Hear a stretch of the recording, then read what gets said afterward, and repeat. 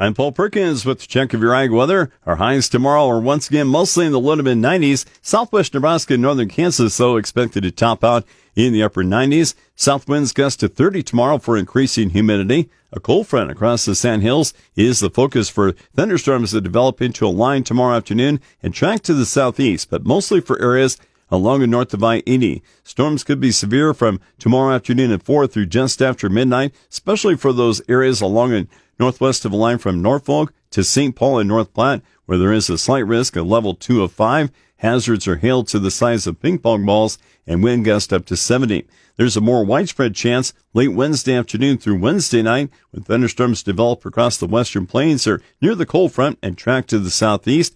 All locations late Wednesday are included in a marginal risk of severe storms at level 1 of 5.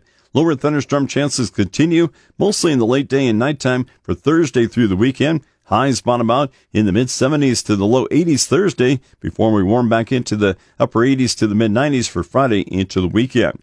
Checking the long-term forecast, Nebraska and Kansas temperatures this weekend through early next week are seasonal to slightly warmer than normal before a higher chance of warmer than normal temperatures the middle of next week through July 27th.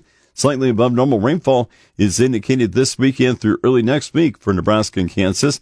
Nebraska and Kansas rainfall the middle of next week through July 27th, mostly near normal, but western and south central Kansas expected to be slightly below normal.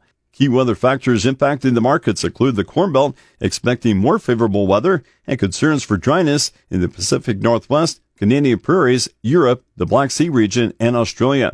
Cold fronts tracking southeastward across the plains, Midwest, and Northeast interact with abundant moisture, leading to scattered to widespread rain and thunderstorms across the central and eastern U.S.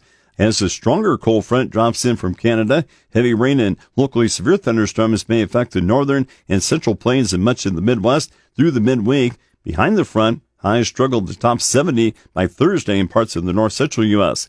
There is a 30% chance of a tropical cyclone developing and drifting westward across Florida and the northern Gulf Coast later this week. Rainfall could total 2 to 4 inches or more from the central Appalachians into the mid-Atlantic and from the central Gulf Coast to Florida. Across the Corn Belt this weekend, additional scattered rain and thunderstorms remain possible, with more fronts dropping out of Canada. Rain chances continue early next week, and possibly with another front the mid to late part of next week. Towards the Pacific Northwest, increasing drought could have a significant negative impact just as greater numbers of spring wheat are starting to head.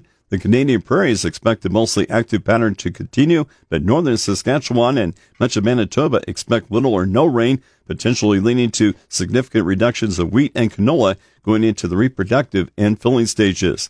Western Europe is much hotter and drier than the eastern areas, which is stressing the end of filling wheat and developing corn. Later this week and weekend, rain chances in Western Europe may improve, but it's not certain.